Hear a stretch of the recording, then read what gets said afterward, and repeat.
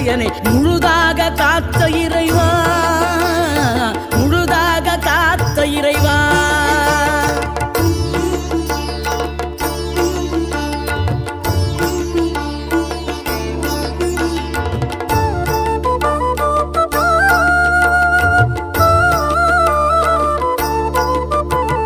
விழுந்தவர்கள் எழுவதுவும் எழுந்தவர்கள் விழுவதுவும் முருகாவும் செயலாலன்றோ.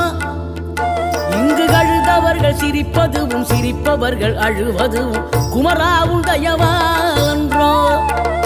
அந்தி பகல் எப்பொழுதும் தங்கி தடையில்லாமல் உங்கள் முகம் கண்ணிலாடும்.